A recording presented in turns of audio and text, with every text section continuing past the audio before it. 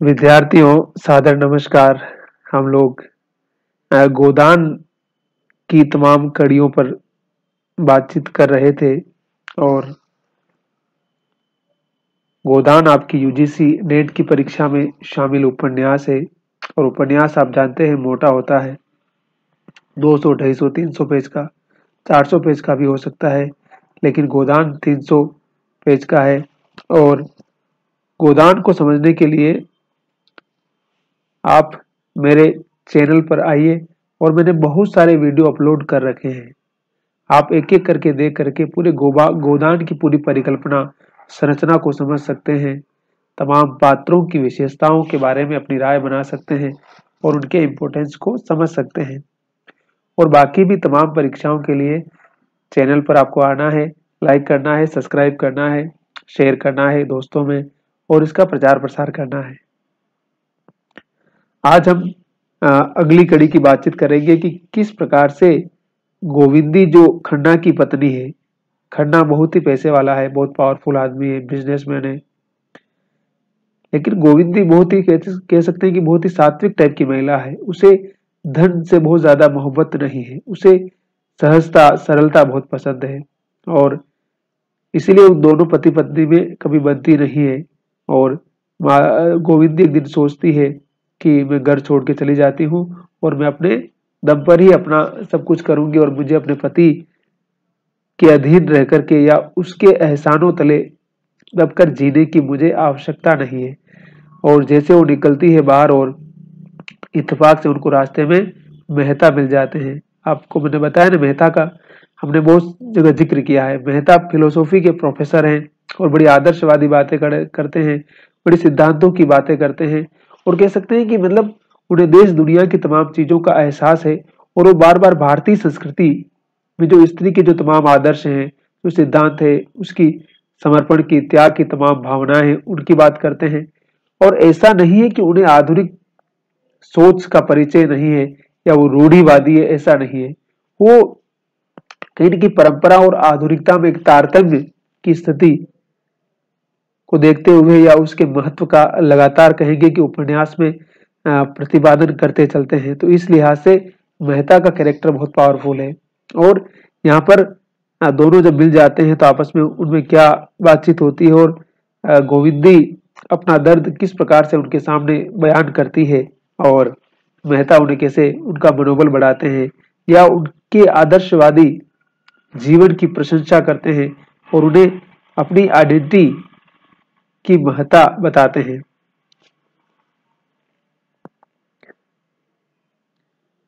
अब देखिए, गोविंदी जब बाहर निकलती है और उसका महत्व कोई समझता नहीं है तो मन ही मन कूद रही है वो। और वो क्या क्या मन में सोच रही है देखिए। एकाएक उसका मन उड़कर माता के चरणों में जा पहुंचा। हाय, आज अम्मा होती तो क्यों उसकी यह दुर्दशा होती। उसके पास और कुछ न था, स्नेह भरी गोद तो थी, प्रेम भरा आंचल तो था जिसमें मुंह डालकर वह रो लेती, लेकिन नहीं, वह रोएगी नहीं। उस देवी को स्वर्ग में दुखी न बनाएगी। मेरे लिए वह जो कुछ ज्यादा से ज्यादा कर सकती थी वह कर गई। मेरे कर्मों की साथी न होना तो उनके वश की बात न थी और वह क्यों रोए। अब वह किसी के अधीन नहीं है, वह अपने गुजर भर को कमा सकती है। मैंने कहा ना कि आर्थिक स्वतंत्रता कितनी जरूरी होती है किसी के भी लिए, इस पर हम पहले भी लगातार बातचीत कर चुके हैं। और गोदान के जो नायक है होरी, उसकी आर्थिक दुर्दशा के कारण ही उसकी तमाम स्थितियां खराब हो रही है।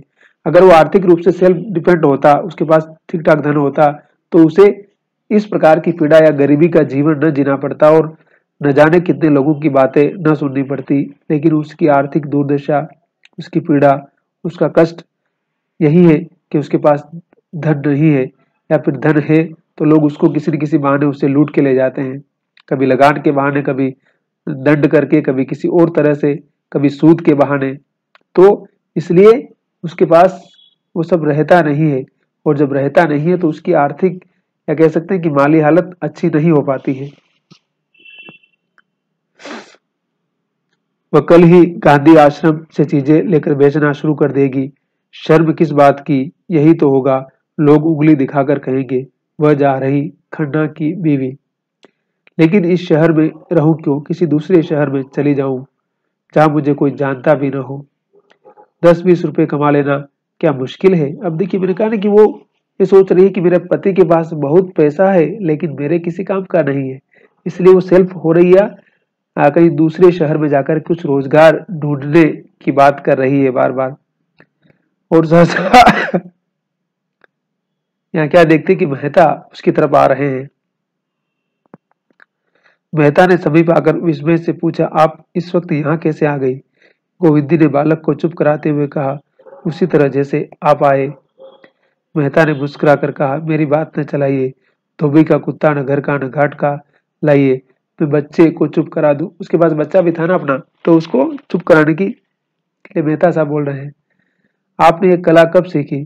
अभ्यास करना चाहता हूँ, इसकी परीक्षा जो होगी। अच्छा, परीक्षा के दिन करीब आ गए हैं। अब देखिए, वो आपस में बातचीत कर रहे हैं। बोल रही है कि अच्छा, आपकी परीक्षा के दिन अब करीब आ रहे हैं। परीक्षा के दिन अब नजदीक आ रहे हैं। अच्छा, कौन बोल रहा है। ये बोल रही है गोविंदी, जो खन्ना की पत्नी है। इधर मेहता और मालती के बारे में सब यही समझते हैं कि दोनों आपस में शादी करने वाले हैं बहुत जल्द। लेकिन अंदर की बात क्या है वो किसी को नहीं पता है। मेहता की सोच बहुत अलग है और मालती की सोच एकदम अलग है। और दोनों में विवाह जैसे बंधन में बंधने की जो बात है वो असंभव या मुश्किल सी है।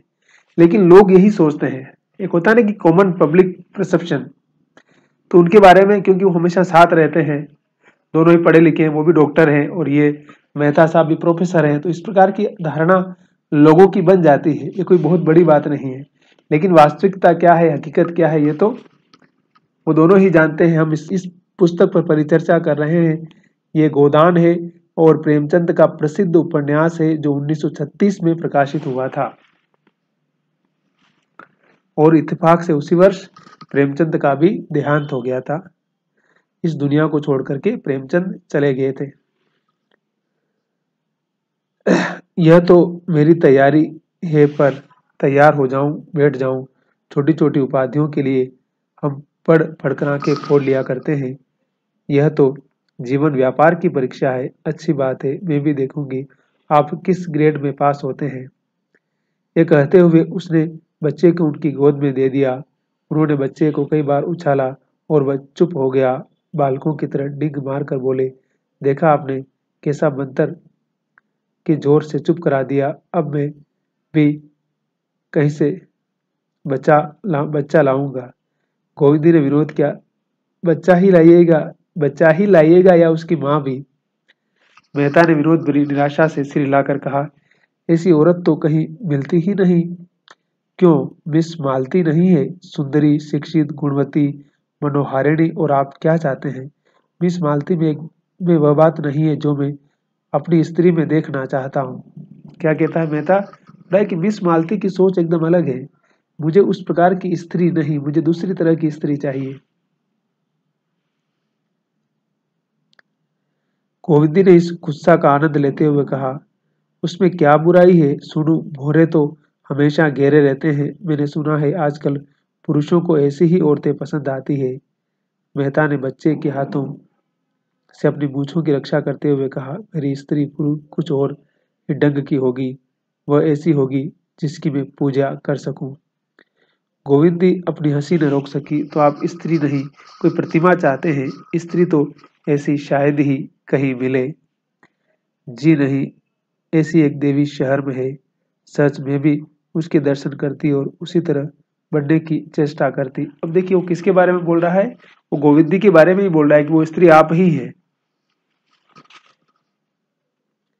आप उसे खूब जानती है। वह एक लखपति की पत्नी है, पर विलास को तुच्छ समझती है। जो अपेक्षा और अनादर सहकर भी अपने कर्तव्य से विचलित नहीं होती। जो मातृत्व की वेदी पर अपने को बलिदान करती है, जिसके लिए त्याग ही सबसे बड़ा अधिकार है, और जो इस योग्य है कि उसकी प्रतिमा बनाकर पूजी जाए। बोल रहा है कि मतलब इतनी महत्वपूर्ण महिला है वो। गोविंदी के हृदय में आनंद का कंपन हुआ। समझकर भी न समझने का अभिनय करती हुई बोली, ऐसी स्त्री की तारीफ क्या आप तारीफ करते हैं? मगर मेरी समझ में तो वह दया की पात्र है। वह आदर्श नारी है। जो आदर्श नारी हो सकती है वही आदर्श पत्नी भी हो सकती है। मेहता ने आश्चर्य से कहा, आप उसका अपमान करती है, लेकिन वह आदर्श इस युग के लिए नहीं है। वह आदर्श सनातन है और अमर है।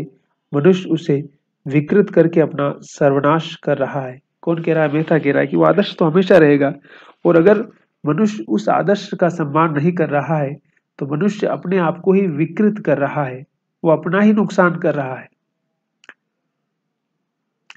गोविंदी का अंतःकरण खिला जा रहा था। ऐसी फुरेरियां वहां कभी कभी उठती थी। जितने आदमियों से उसका परिचय था उसमें मेहता का स्थान सबसे ऊंचा था। उनके मुख से वह प्रोत्साहन पाकर वह मतवाली हुई जा रही थी। मेहता ने बालक के कपोलों में मुंह छिपाकर कहा, वह तो यही बैठी हुई है। क्या कहा? कि वो तो यही बैठी हुई है। कहाँ? मैं तो नहीं देख पा रही। उसी देवी से बोल रहा हूं। गोविंदी ने जोर से कड़क कहा मारा, आपने आज मुझे बनाने की ठान ली, क्यों? मेहता ने श्रद्धांत होकर कहा, देवी जी, आप मेरे साथ अन्याय कर रही है, और मुझसे ज्यादा अपने साथ। संसार में से बहुत कम प्राणी है जिनके प्रति मेरे मन में श्रद्धा है। उन्हीं में एक आप हैं। आपका धैर्य और त्याग और शील और प्रेम अनुपम है। मैं अपने जीवन में सबसे बड़े सुख की जो कल्पना कर सकता हूँ वह आप जैसी किसी देवी के चरणों की सेवा है। जिस नारीत्व को मैं आदर्श मानता हूँ, आप उसकी सजीव प्रतिमा है। गोविंदी की आंखों में आनंद के आंसू निकल पड़े। इस श्रद्धा कवच को धारण करके वह किस विपत्ति का सामना न करेगी। उसके रोम रोम में जैसे मृदु संगीत की ध्वनि निकल पड़ी। उसने अपने रमणीकत्व का उल्लास मन में दबाकर कहा, आप दार्शनिक क्यों हुए मेहता जी? आपको तो कवि होना चाहिए था। मेहता सरलता से हंसकर बोले, क्या आप समझती है बिना दार्शनिक हुए ही कोई कवि हो सकता है? दर्शन तो केवल बीच की मंजिल है। भाई, आपके पास कोई दृष्टिकोण नहीं होगा, विजन नहीं होगा, तो आप कविता भी कैसे लिखिएगा? इमोशन को भी तो कोई विजन चाहिए ना। उसी विजन के तहत वो अपना पूरा व्यापक संसार हमारे सामने खोल सकता है। तो मेहता साहब वही बात कह रहे हैं। तो अभी आप कवित्व के रास्ते में हैं, लेकिन आप यह भी जानते हैं कि कवि को संसार में कभी सुख नहीं मिलता, क्योंकि संसार का सुख उसके लिए क्या है? दुख है। कवि क्या करता है? कवि दुखी लोगों की पीड़ा को अपनी कविता में समेटता है ना। जिनके पास सुख है, जिनके पास आराम ही आराम है, जिनके पास अति सुख है, उनके बारे में कविता लिखकर कवि क्या करेगा? वो तो रीतिकाल के कवि लिखते थे। आपको पता ही है कि एक राजा की न जाने कितनी सुंदरियां, उन सुंदरियों के सौंदर्य को अलग अलग तरह से अभिव्यक्त करने का काम रीतिकाल के कवि किया करते थे। अब क्या कह रहा है, देखिए,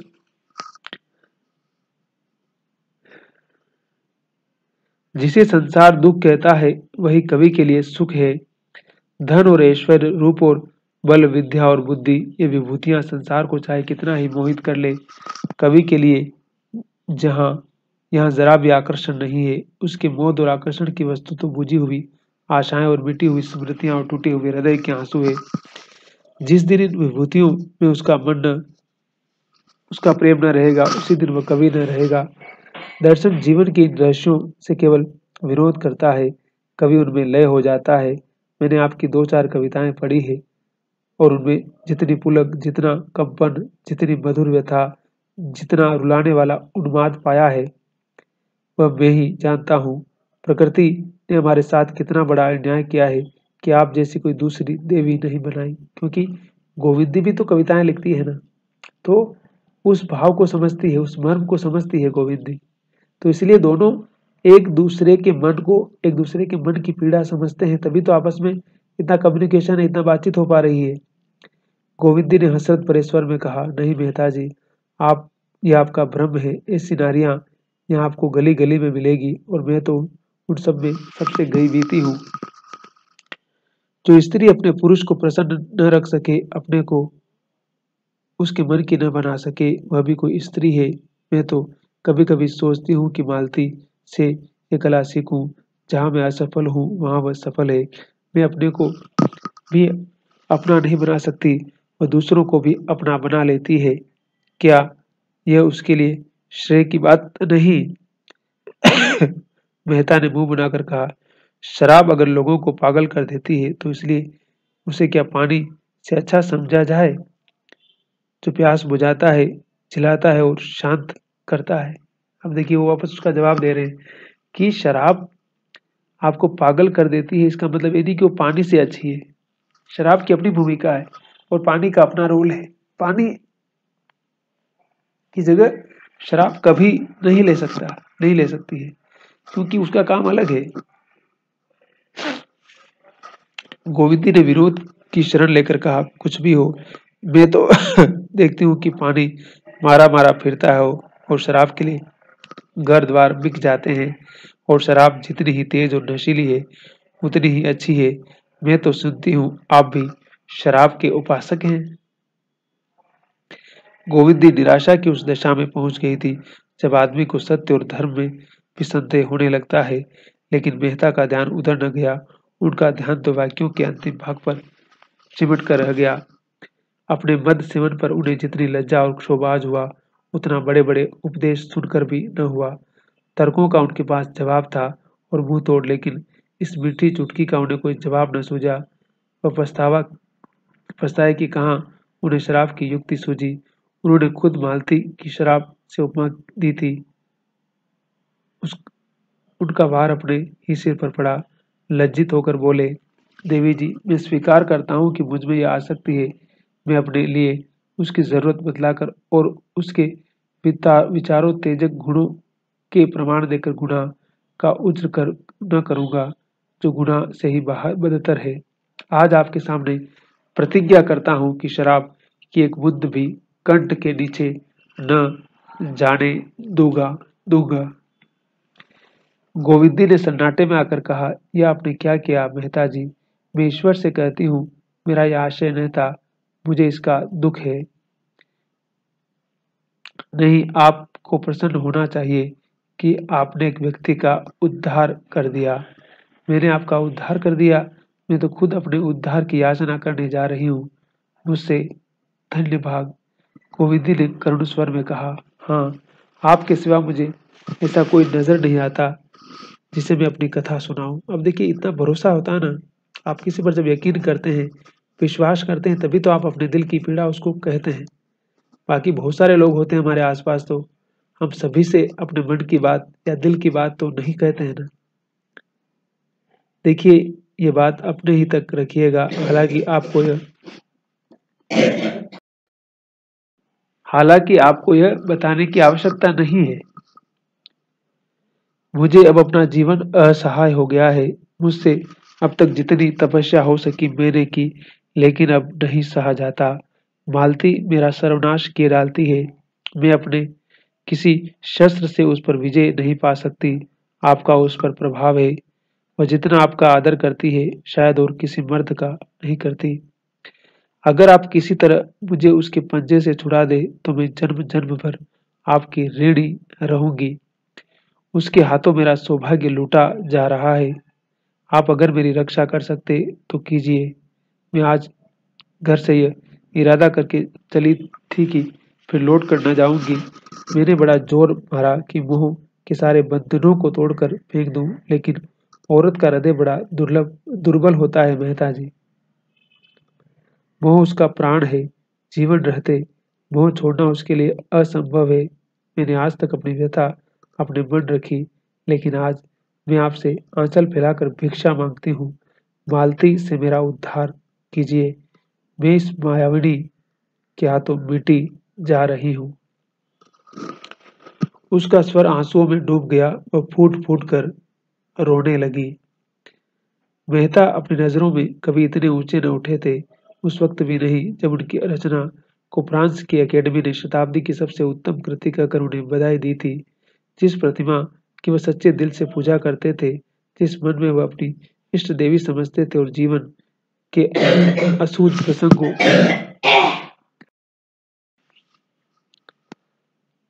क्या हो रहा था उनके साथ, उन्हें अपने अंदर ऐसी शक्ति का अनुभव हुआ कि वह पर्वत को भी फाड़ सकते हैं, समुद्र को तैर कर पार कर सकते हैं। उन पर नशा सा छा गया, जैसे बालक काठ के घोड़े पर सवार होकर समझ रहा हो वह हवा में उड़ रहा है।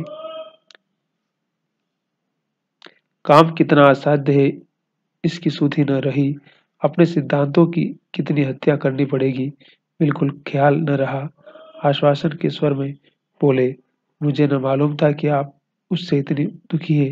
मेरी बुद्धि का दोष, आंखों का दोष, कल्पना का दोष, और क्या कहूँ, वरना आपको इतनी वेदना क्यों सहनी पड़ती। गोविंदी को शंका हुई, बोली, लेकिन सीढ़ी से उसका शिकार छीनना आसान नहीं। समझ लीजिए, मेहता ने दृढ़ता से कहा, नारी हृदय धरती के समान है, जिससे मिठास भी मिल सकती है, कड़वाहट भी। उसके अंदर पड़ने वाले बीज में जैसी शक्ति हो। क्या कह रहे हैं कि स्त्री का हृदय धरती की तरह है। अब उसमें आप जो लगाएंगे उसी हिसाब के भाव उसके अंदर से निकलेंगे। आप खेत में मिट्टी में जो डालेंगे ना उसी प्रकार की फसल पैदा होगी ना। तो वही बात है। आप पछता रहे होंगे कहाँ से आज इससे मुलाकात हो गई। मैं अगर कहीं कहूँ कि मुझे आज ही जीवन का वास्तविक आनंद मिला तो शायद आपको विश्वास न आए। मैंने आपके सिर पर इतना बड़ा भार रख दिया। मेहता ने श्रद्धा मधुर स्वर में कहा, आप मुझे लज्जित कर रही हैं देवी जी। मैं कह चुका हूँ मैं आपका सेवक हूँ। आपके हित में मेरे प्राण भी निकल जाए तो भी मैं अपना सौभाग्य समझूंगा। इसे कवियों का भावावेश न समझिएगा। यह मेरे जीवन का सत्य है। मेरे जीवन का क्या आदर्श है आपको ये बतला देने का वो मुझसे नहीं रुक सकता। मैं प्रकृति का पुजारी हूँ और मनुष्य को उसके प्राकृतिक रूप में देखना चाहता हूँ, जो प्रसन्न होकर हंसता है, दुखी होकर रोता है और क्रोध में आकर मार डालता है। कह रहा है कि मतलब मनुष्य का जो सहज भाव है मैं उसको उसी रूप में देखना चाहता हूँ, उसी रूप में समझना चाहता हूँ। मुझे बनावटी दुनिया, बनावटी चीजें बिल्कुल पसंद नहीं है। ऐसा कौन कह रहा है? मेहता साहब गोविंदी से कह रहे हैं, मालती से नहीं कह रहे हैं। मालती के साथ उनकी अलग ही ट्यूनिंग है पूरी। उसकी हम बातचीत आगे करेंगे।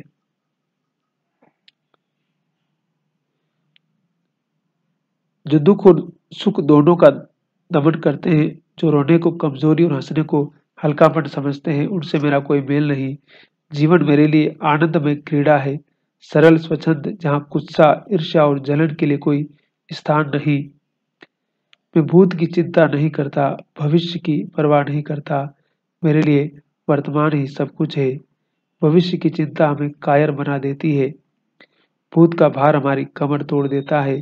हमें जीवन की शक्ति इतनी कम है कि भूत और भविष्य में फैला देने से वो और भी क्षीण हो जाती है। हम व्यर्थ का भार अपने ऊपर लाद कर रूढ़ियों और विश्वासों और इतिहास के मलबे के नीचे दबे पड़े हैं। उठने का नाम नहीं लेते, वह सामर्थ्य ही नहीं रही जो भक्ति, जो स्फूर्ति मानव धर्म को पूरा करने में लगनी चाहिए थी। सहयोग में, भाईचारे में और पुरानी अदावतों का बदला लेने और बाप दादों का ऋण चुकाने के भेंट हो जाती है। और यह जो ईश्वर और मोक्ष का चक्कर है, इस पर तो मुझे हंसी आती है। वह मोक्ष और उपासना अहंकार की पराकाष्ठा है जो हमारी मानवता को नष्ट किए डालती है। जहाँ जीवन है, क्रीड़ा है, झक है, प्रेम है, वही ईश्वर है। और जीवन को सुखी बनाना ही उपासना है और मोक्ष है। ज्ञानी कहता है, होठों पर मुस्कुराहट ना आए, आंखों में आंसू ना आए। मैं कहता हूँ, अगर तुम हंस नहीं सकते और रो नहीं सकते तो तुम मनुष्य नहीं हो, पत्थर हो। वह ज्ञान जो मानवता को पीस डाले वह ज्ञान नहीं है, कोलूहू है। मगर क्षमा कीजिए, मैं तो एक पूरी स्पीच ही दे गया। अब देर हो रही है, चलिए मैं आपको पहुंचा दूं। बच्चा भी मेरी गोद में सो गया। देखिए सारी बातचीत मेहता साहब बोल रहे हैं और देखिए बहुत अच्छी बात बोल रहे हैं। वो जीवन की, मनुष्यत्व की, मानवीय मूल्यों की और तमाम तरह की जड़ता और अंधविश्वास की वो सारी बातें जो हमारे समाज में है, हमारे जीवन में है, और उन चीजों में फंस करके हम अपनी सारी चीजों को समाप्त कर देते हैं या खत्म कर देते हैं। और मेहता उस बात को गोविंदी के सामने बोल करके कहीं की सच्चाई का पर्दाफाश कर रहे हैं या सच्चाई को उगल रहे हैं।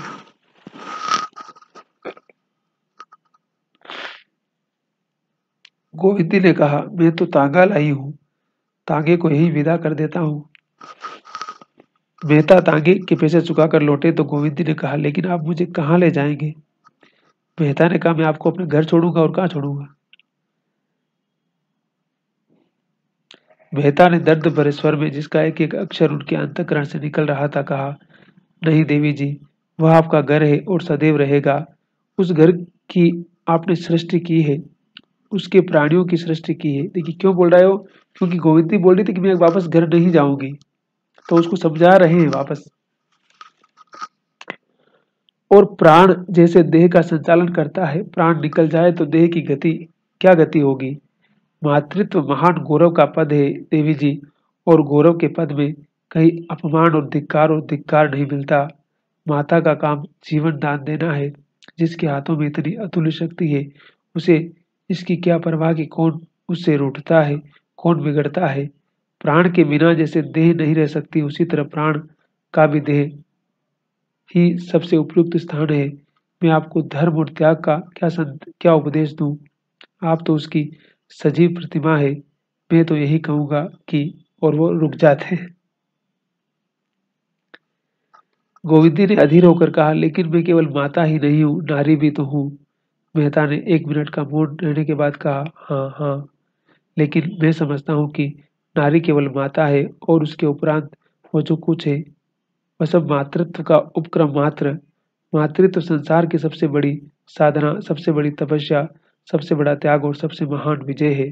एक शब्द में उसे लय कहूंगा, जीवन का, व्यक्तित्व का और नारित्व का भी। आप मिस्टर खन्ना के विषय में इतना ही समझ ले कि वह अपने होश में नहीं है। वह जो कुछ करते हैं,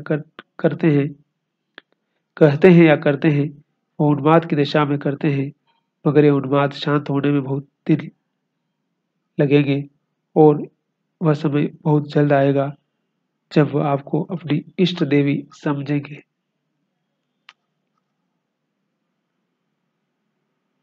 गोविंदी ने इसका कुछ जवाब न दिया, धीरे धीरे कार की ओर चली। मेहता ने बढ़कर कार का दरवाजा खोल दिया। गोविंदी अंदर जा बैठी। कार चली मगर दोनों मौन थे। गोविंदी जब अपने द्वार पर पहुंचकर कार से उतरी तो बिजली के प्रकाश में मेहता ने देखा उसकी आंखें सजल हैं। बच्चे घर से निकल आए और अम्मा अम्मा करते हुए माता से लिपट गए। गोविंदी के मुख पर मातृत्व की उज्जवल गौरवमयी ज्योति चमक उठी। उसने मेहता से कहा, इस कष्ट के लिए आपको बहुत धन्यवाद, और सिर नीचा कर लिया। आंसू की एक बूंद उसके कपोल पर आ गिरी थी। आंसू यहाँ पर और गिर गया। मेहता की आंखें भी सजल हो गई। इस ऐश्वर्य और विलास के बीच भी यह नारी हृदय कितना दुखी है। वो विचार कर रहा है कि यहाँ उसका पति खन्ना बहुत पैसे वाला है ना, तो कह रही कि इतना ऐश्वर्य है, इतना विलास है, फिर भी ये नारी का जो हृदय है, स्त्री कितनी दुखी है यहाँ पर। बस, और यहाँ पर ये चैप्टर समाप्त हो जाता है। समझ के बाद अब देखिए बात क्या है इसमें कि जब मिसकम्युनिकेशन हो जाता है, समझ का फेर हो जाता है ना, तो इस प्रकार की चीजें हमेशा घटित होती है। और यहाँ पर भी कुछ ऐसा ही हो रहा था। इसलिए गोविंदी आकर के मेहता से सब बात बता रही है और पति तो उसकी बात सुनता नहीं है। हमने कहा कि दोनों में आपस में कोई इस प्रकार का कुछ मिसकम्युनिकेशन हो गया है। बस फिर वही बात होती है। और इस पद में कहीं न कहीं प्रेमचंद मेहता के माध्यम से स्त्री का जो मातृत्व का जो भार है, या उसका मां बनने का जो एहसास है, या मां होना अपने आप में कितना महत्वपूर्ण है, या उसकी कितनी प्रतिष्ठा है, वो कितना बड़ा कंट्रीब्यूशन करती है, उस सारी चीजों को बता रहे हैं। और आपने वीडियो पूरा देखा उसके लिए बहुत बहुत शुक्रिया, थैंक यू। हंसते रहिए, मुस्कुराते रहिए, और नए साल की फिर से आपको बहुत बहुत मुबारकबाद, बहुत बहुत शुभकामनाएं। अपना ख्याल रखिए और मस्त रहिए।